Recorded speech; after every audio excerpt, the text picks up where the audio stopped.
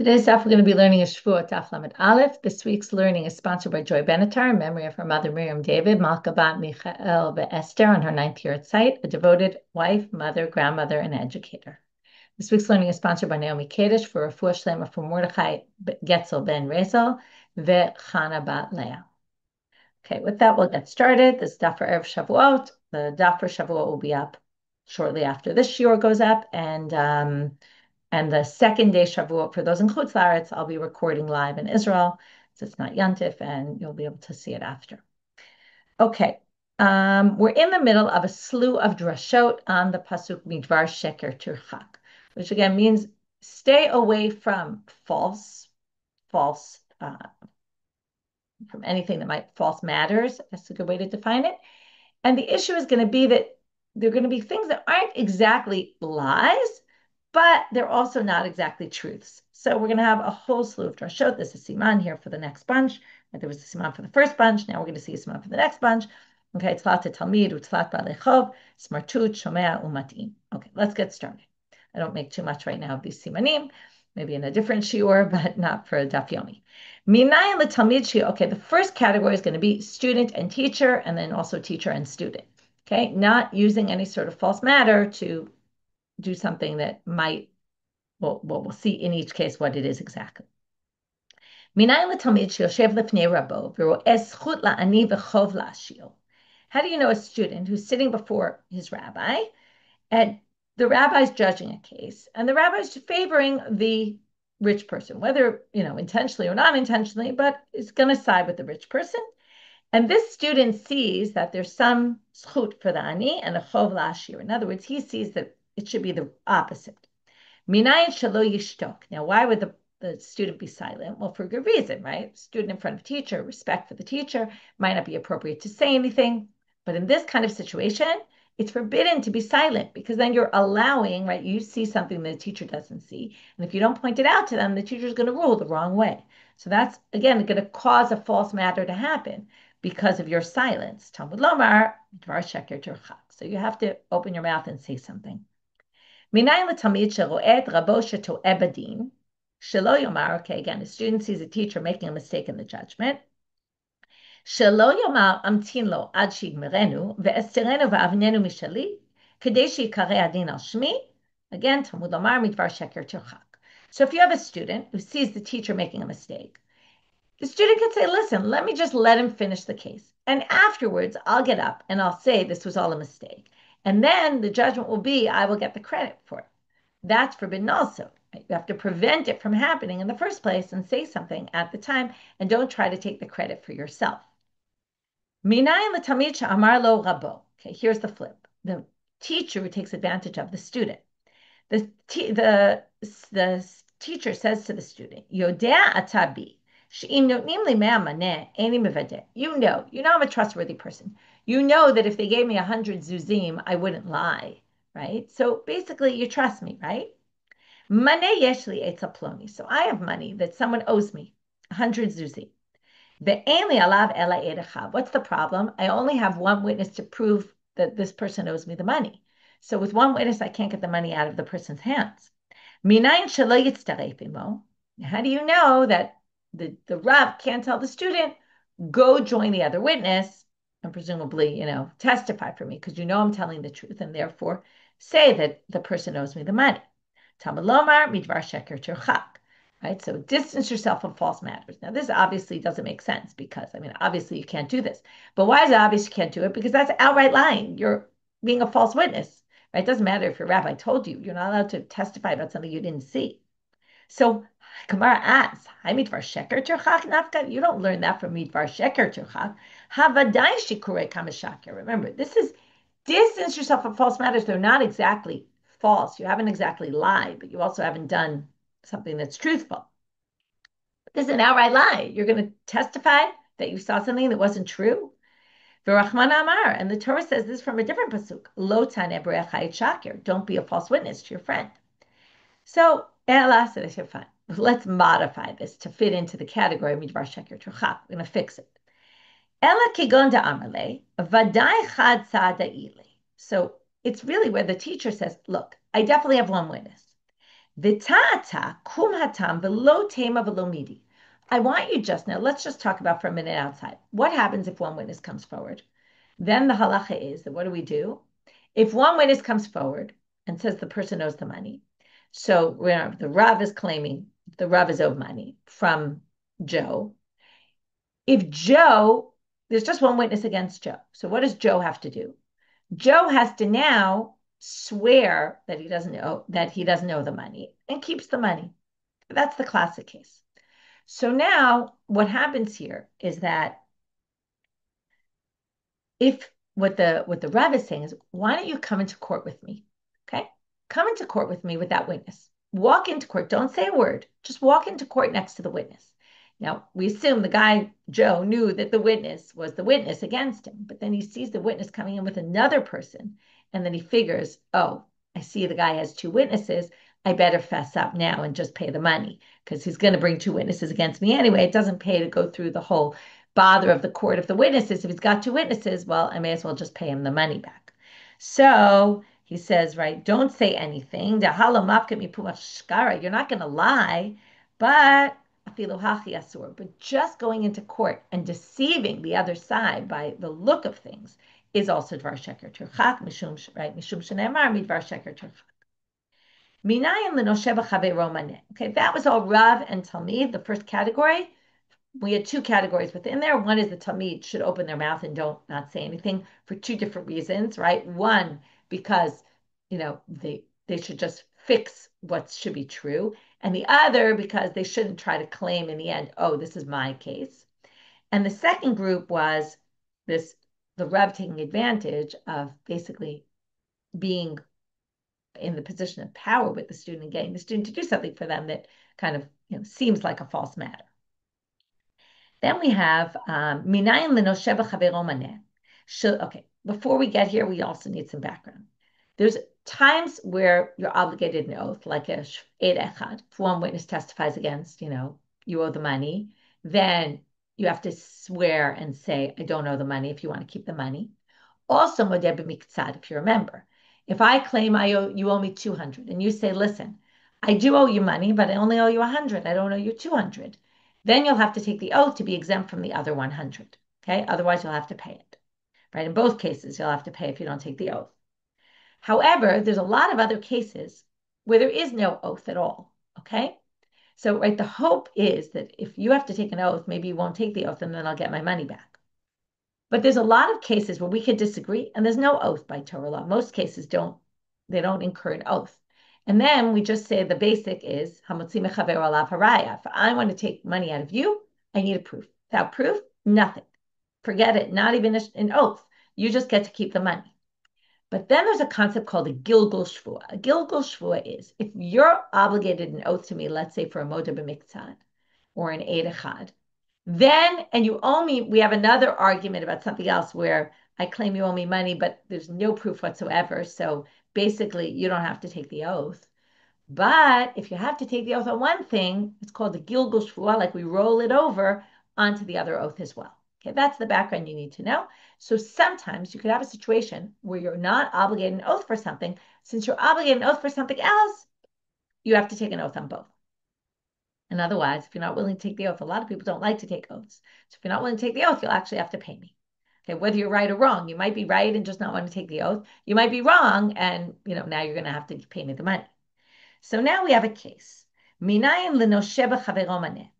I claim you owe me money. Now I claim you owe me 100 zuzim. I think that you owe me 100 zuzim. That's what I think. But what do I do? Now we have two disagreements. One is about this 100 zuzim, and one is about something else. Minayin shelo yomal. Now I can't say to myself, listen, instead of claiming you owe me 100, I have a better idea. Etanenu b'matayim. I'll claim you owe me 200. I'll turn it into a moda b'miktzah case. I'll just make it up that you owe me 200, even though you don't. Then, right, kadesh yodeli b'maneh, you'll agree that you owe me 100 because you're not denying the claim. You'll agree you owe me 100. V'yitchayev lishvua. And then you'll be obligated an oath. And then I'll be able to get you to take the oath on the other case that we're fighting about. Okay, there it says you have to keep away from falsehood. Okay, By the way, it doesn't mean we were fighting over the 100. We weren't fighting over the 100. It's just that we were fighting over something else. And you fair and square owed me 100. We had no disagreement about that, right? And then this would turn into a moda b'miktzat. I can't do that. Now we're going to see the reverse. What if you want to avoid doing a Gilgul Shvuah? Okay, so let's say the same case. Now, in this case, I claimed that you owed me, right? Now, in this case, you owed me 100, but I claimed you owed me 200, and you know you only owe me 100. Okay? Now, if you say, listen, it's not true, I only owe you 100, you're going to have to take an oath. Now, we have another case, though, that's open, and there's no shvuah. But if you end up doing a moda b'miktzat here, because fair and square, you're going to do a moda b'miktzat because I'm claiming you owe me double, and you're saying you know you only owe me 100. So now, but you want to avoid a Gilgul Shvuah because you don't want to have to take an oath in the other case.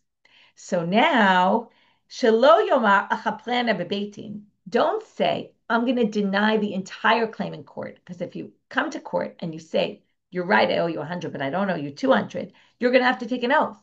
So what are you going to do? You're not going to not return me the 100. You are. But you're going to lie in the court, deny the whole claim in the court, which is obviously false. But you're not really lying because Odelo chutz lebeiti. But then you'll walk out of court and you'll say, listen, here's the 100 that I owe you. Just didn't want to talk about it in court. Okay? And why? Because you didn't want to have a Gilgul Shvuah. You don't want to be obligated to the oath, and because you don't want to get the Gilgul Shvuah from the other place. So that's kind of the flip side of the other case that we just said. So obviously you can't do that because Talmud Lomal midvar sheker tircha. You have three people who are partners, and they are all owed money by one person. One person owes three people money. Now they don't have witnesses. So what did they say? Well, let's just split up. Let's claim only one of us is owed the money. And then, right, one will be the plaintiff. Ushnayim edim, and the other two will function as witnesses, which is unfair because they're obviously no gabadabar, right? They're parties in the case, but they pretend they're not. And then so that they can get the 100 out of the other and split it between the three of them. Talmud lomar midvar sheker tirchak. Again, keep away from any false matters. Minayin l'shnayim shabau ledin. Echad lavush smartutin, ve'echad lavush itzdalit bat mea maneh. Okay, one is dressed in rags, and one is dressed in fancy clothes. Okay, 100 zuzim for right. Remember, ketubah is 200 zuz. That's like a whole year's worth of support. So now, if one guy walks in with one worth 100 zuz, that's a very expensive outfit. So now, what's the problem? Well, it's hard to take the person seriously who's wearing rags when there's someone wearing very expensive clothes, and it immediately, right, shifts the opinion of the people in the room. Shomrim, so they say to the person wearing the fancy clothes, Livosh kamoto, either wear rags like the other guy, oh halbisho kamotcha, or go dress him like you, okay? In other words, you're showing up with your fancy schmancy clothes, we'll bring another one of them, okay? And dress the other guy like you, or you stoop down to, wear what he's wearing, because this is going to create an unfair judgment. Talmud lomar midvar sheker tirchak. Again, right? This is again going to cause a false judgment to come about. And when people will come before Rabbi Rav Huna in this note, Amar lehu shlofu pismakaychu v'chutu ledina. He would tell everyone, take off your fancy shoes and then go down to judgment.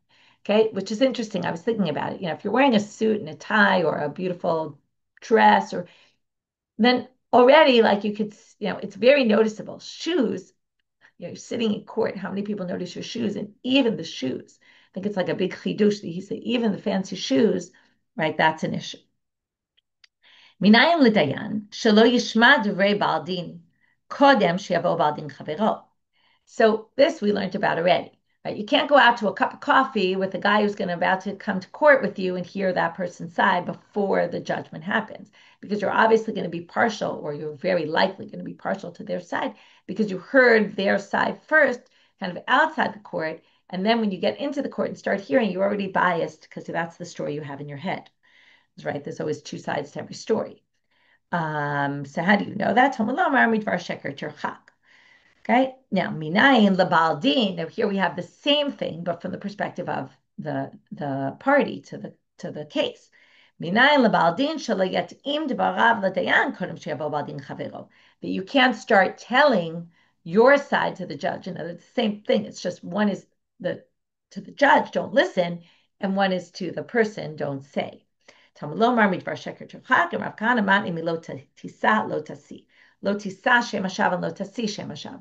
Don't hear false things, don't like bear the weight of them, and don't cause others to have, lies.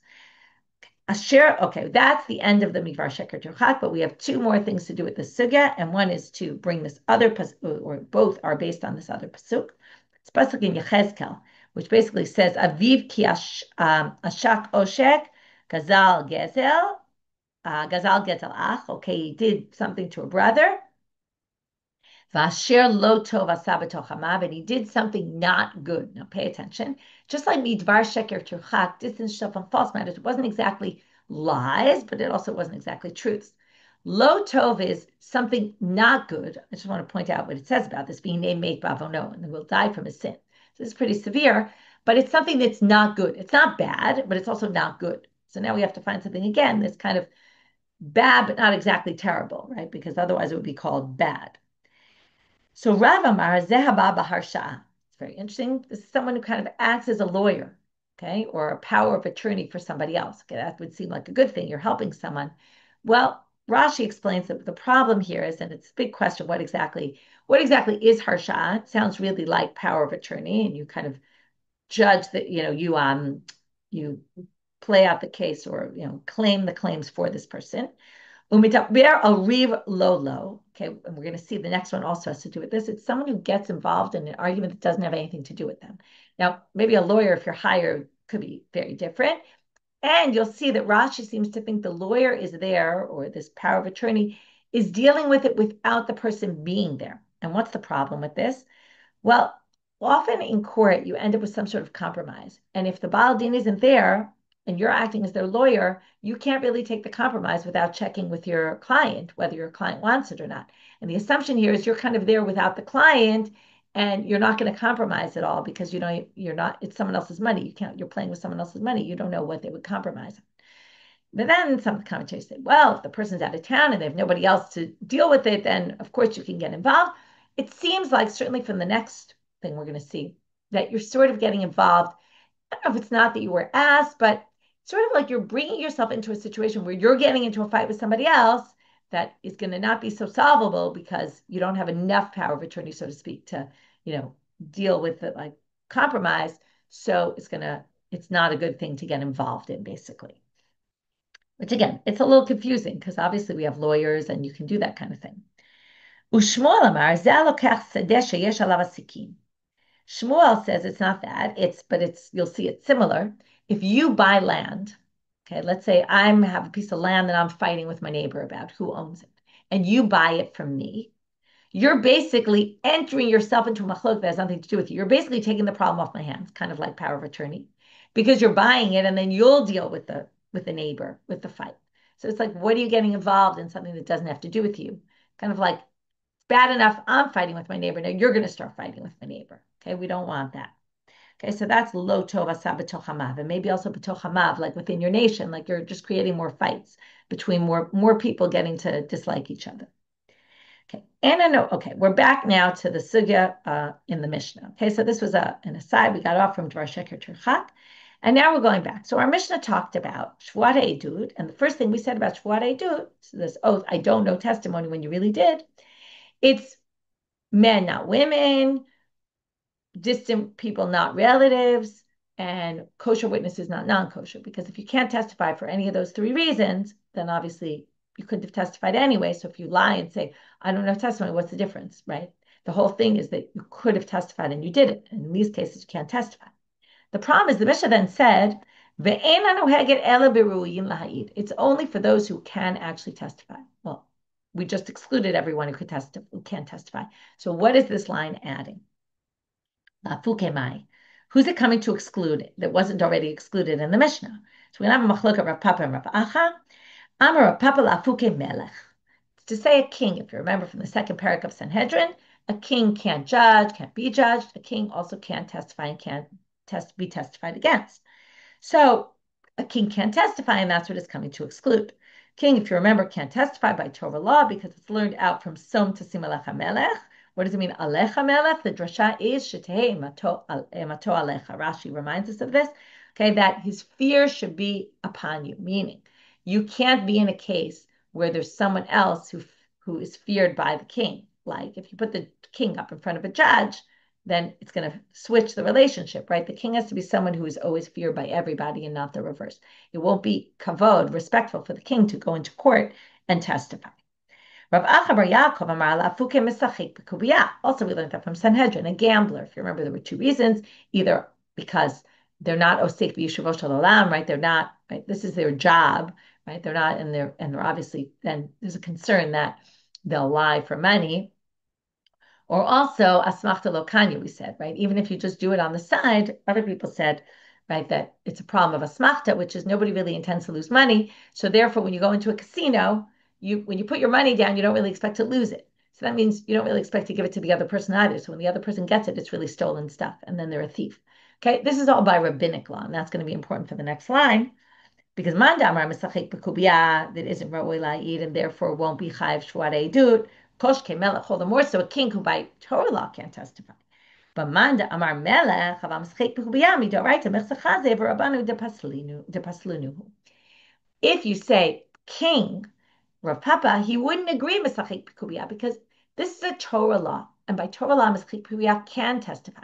So even though by rabbinic law that the misachik b'kubiyah, the gambler, can't testify, since by Torah law they can, therefore this Torah law of not testifying for someone would still apply. So there's a machloket about whether this would be the case or not. Okay, for the next section, I'm going to pull up the study guide, and I recommend you use it if you're not watching the video right now. We're now going to look at this case of the machloket and the Mishna. The next part of the Mishna, we'll just look inside.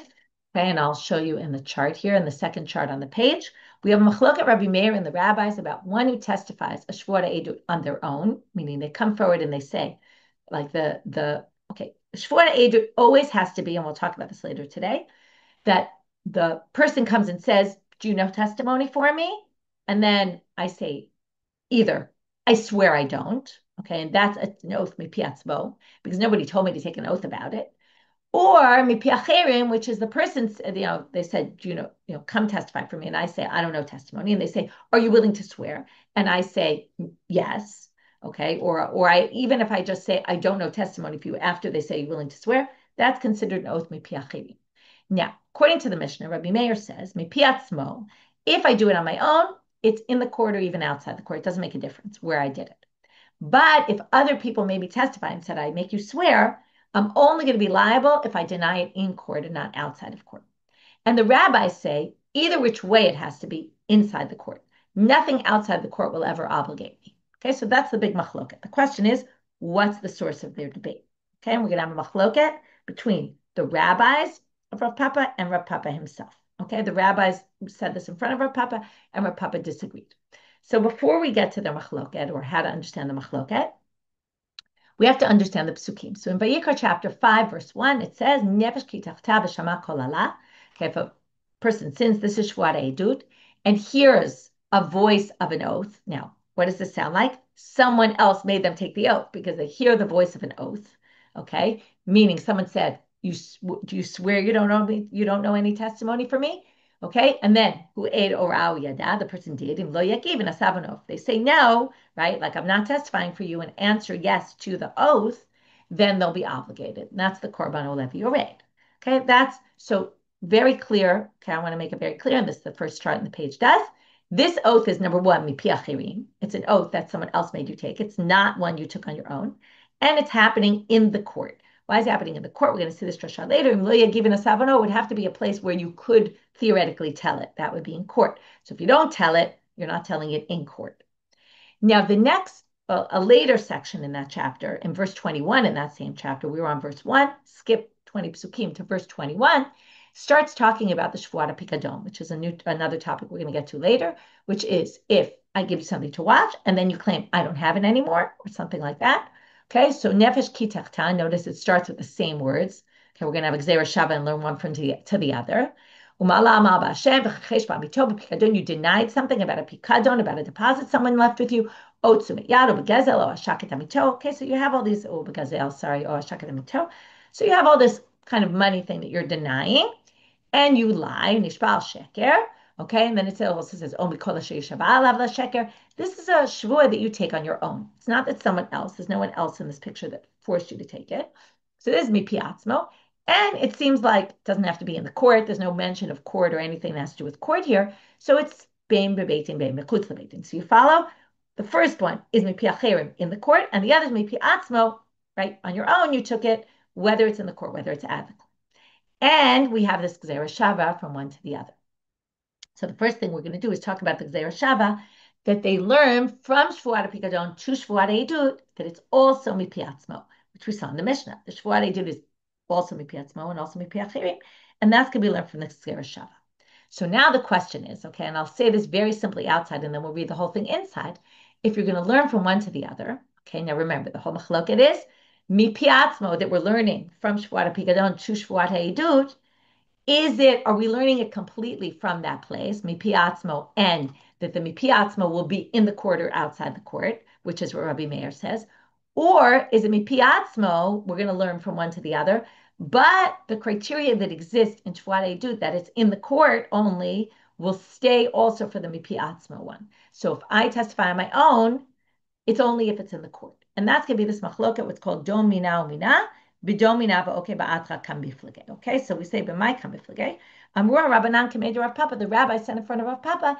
The whole machloket is based on this concept that we learned before in Sanhedrin of dom mina umina or dom mina v'okei ba'atra. Okay, so what does it mean dom mina umina?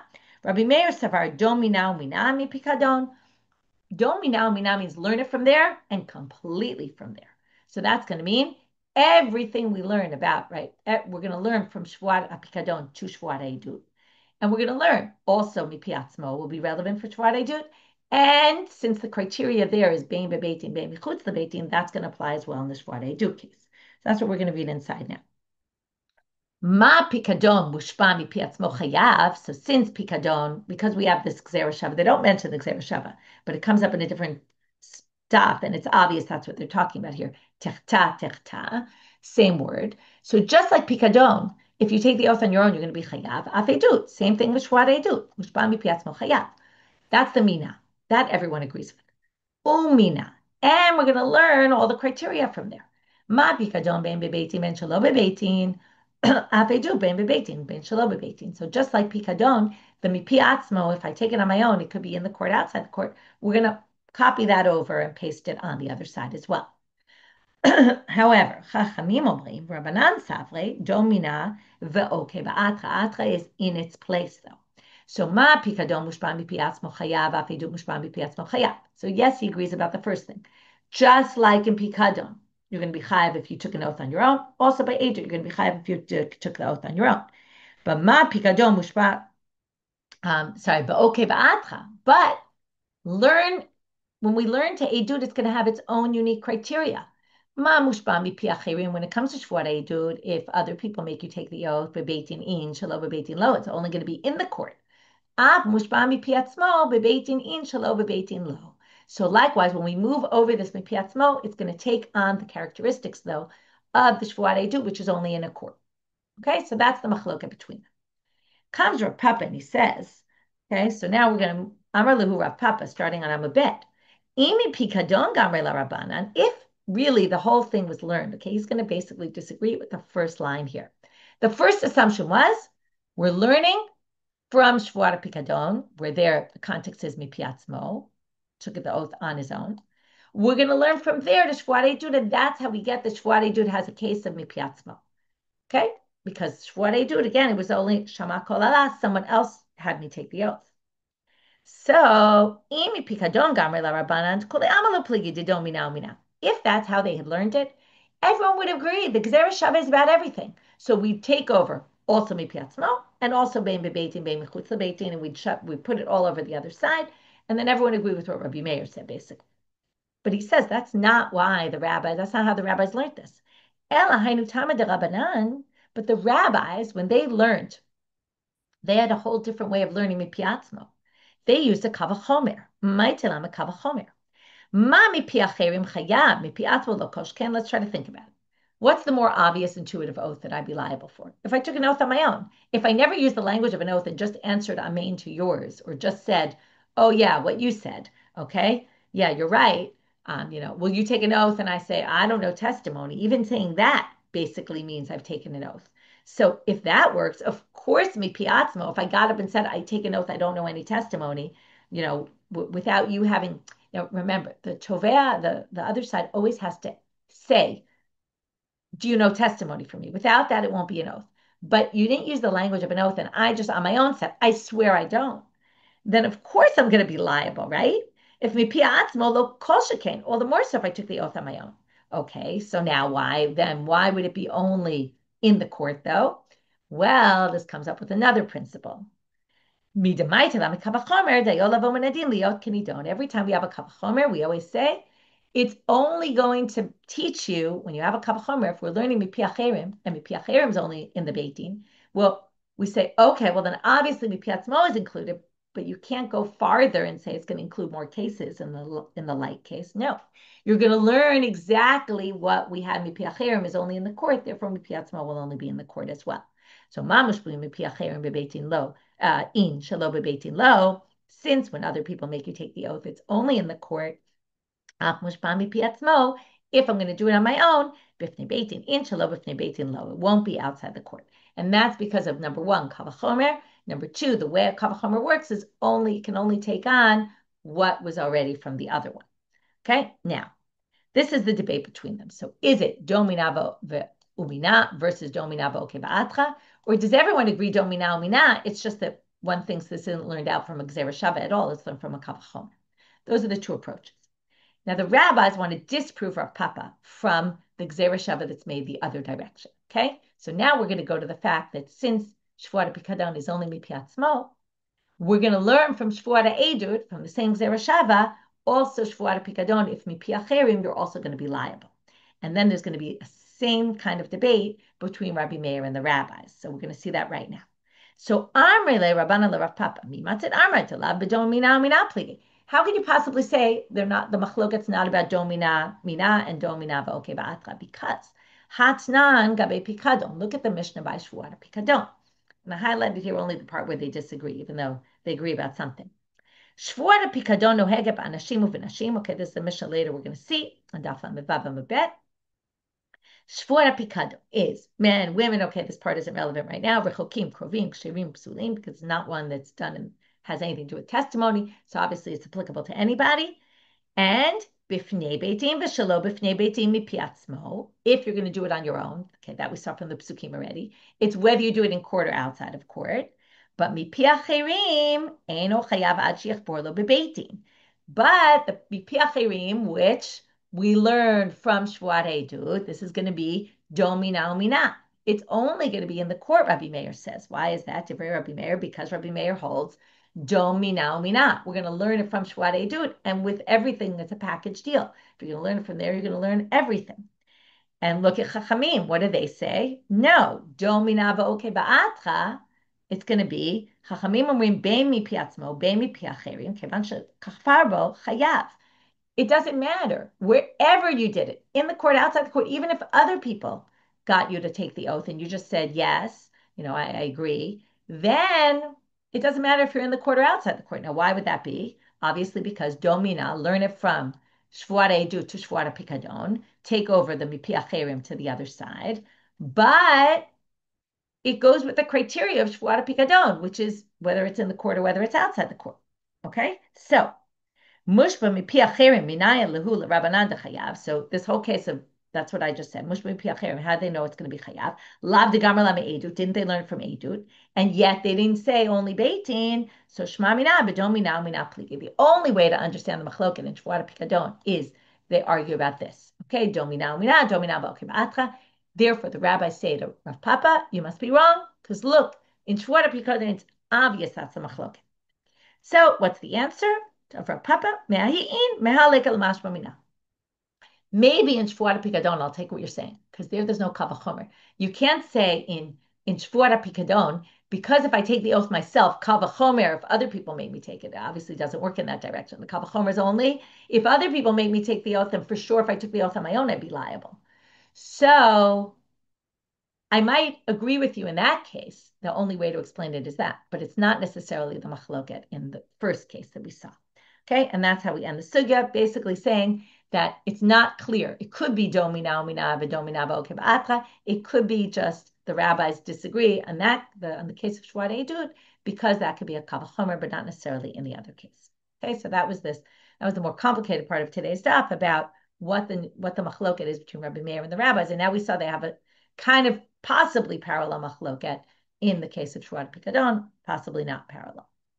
Okay. Now we're going to just go through a few lines in the Mishnah and finish up this Mishnah and then start the next one, which is on what cases are you liable to Shevuot Edut? And Shevuot Edut is unique because all the other cases, and we're going to see this inside right now, all the other cases of the Korban Olev Yoreh that we learned about, Yediot Tuma and Shevuot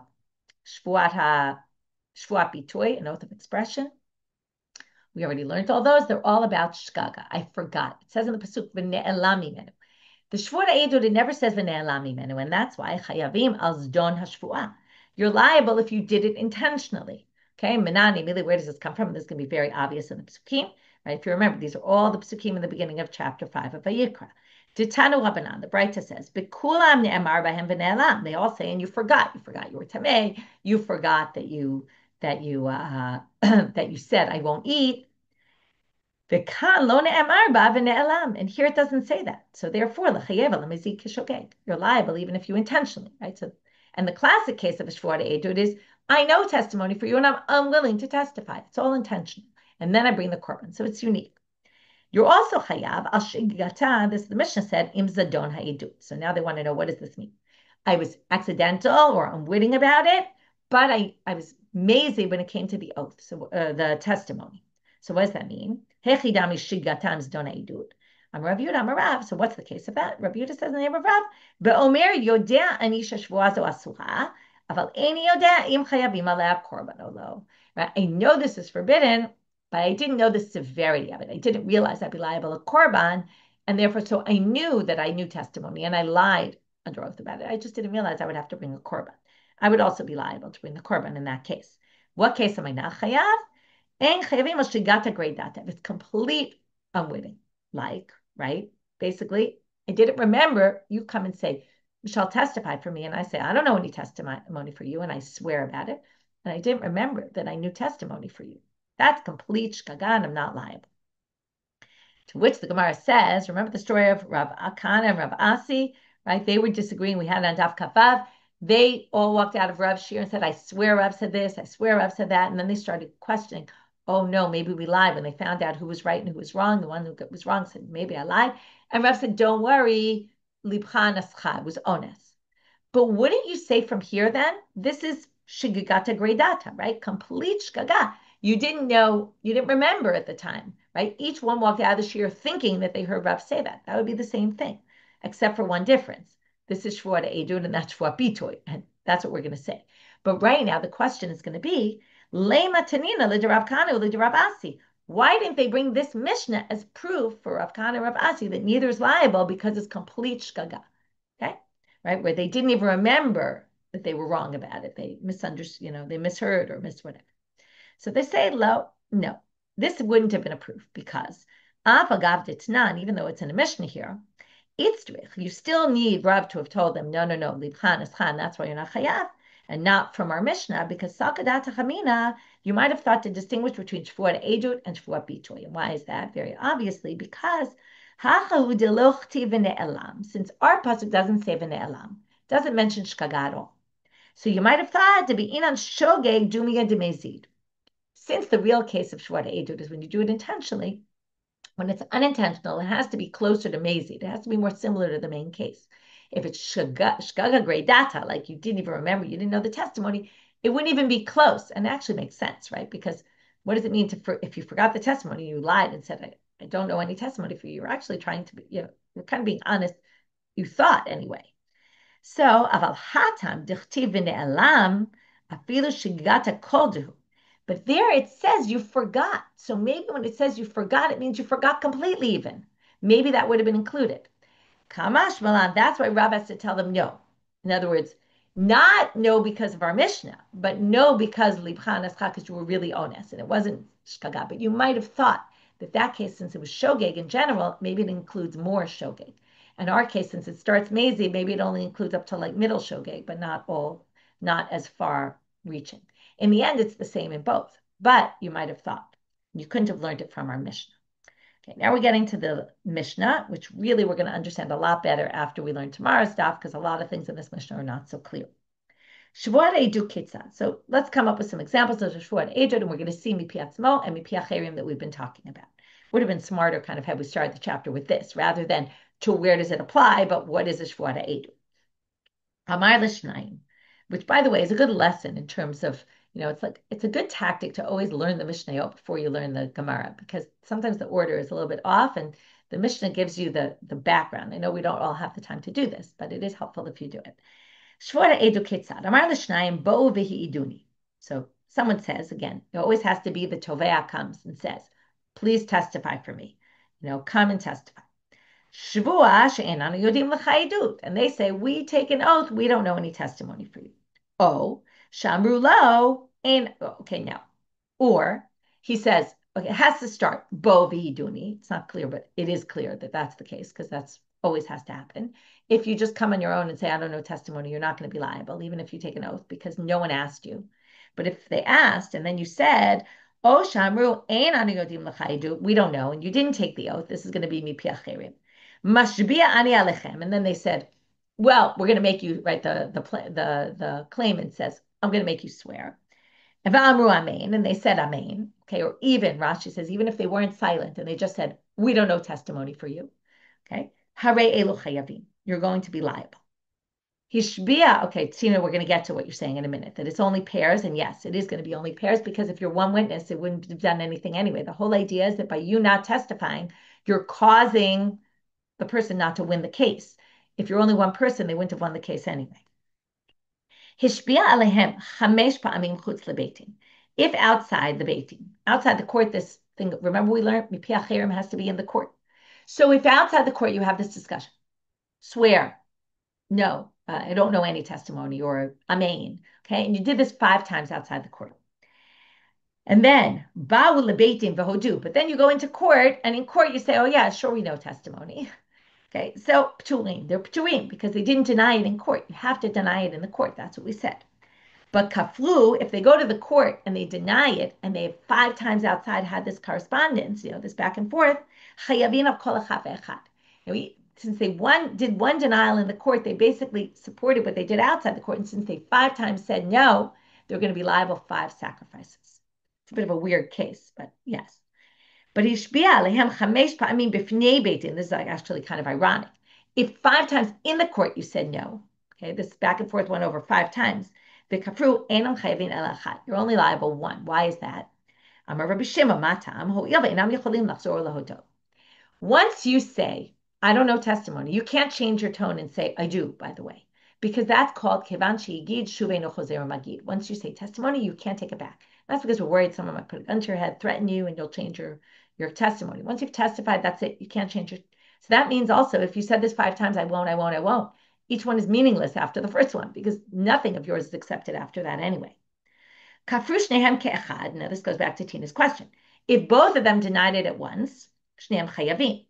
But bezeh charzeh, this is fascinating. Forget about you need 2. What if one denied it, and then later the other one denies it? Well, the other one is only one witness at that point. And they couldn't have testified anyway, because the other one already said, I don't know testimony. So the Rishon is chayav, but the Sheni is patur. The second one becomes exempt. Kafar echad v'hodeh echad. Now this is kind of obvious, and the Gemara is going to ask, what are you adding here? If one denied it and the other said, I do know testimony, then only the first one, hakofir chayav. Okay, that's obvious. The previous one, they weren't chayav when they denied it. Of course, they're going to be not obligated when they didn't deny it. So we'll have to figure out what the chiddush is there. And this case also is going to have to be understood by the Gemara, this last case in the Mishnah. Hayush teki tehidim, if there were 2 groups of witnesses. Now, when there's 2 groups of witnesses, usually the first one's not going to be liable because there's other 2 witnesses who can testify for them. But this Mishnah is going to say something a little different, and we're going to have to figure out in the Gemara why. Hayush teki teidin, kafra rishona v'acharka kafra shniya. First, the first group denied it. Then there were another two who denied it. Shteim chayavot. Both groups will be obligated. Now, theoretically, the first one shouldn't be because there's other witnesses who can do it, so they didn't really mess up the claimant. But we'll have to see why. We'll wait to the Gemara tomorrow's daf. Because, right, the two people at the end also, right, the testimony could have been the first two could have, second two could have, and therefore they're all going to be obligated. Okay, Amar Shmuel, starting with the Gemara, and we'll just start with this right now and then finish. Now, we said that Tovea has to basically say, come testify for me. What if you know testimony for someone and you see the guy running after you to try to get you to testify? Amrulo, what are you running after us? We don't know testimony for you.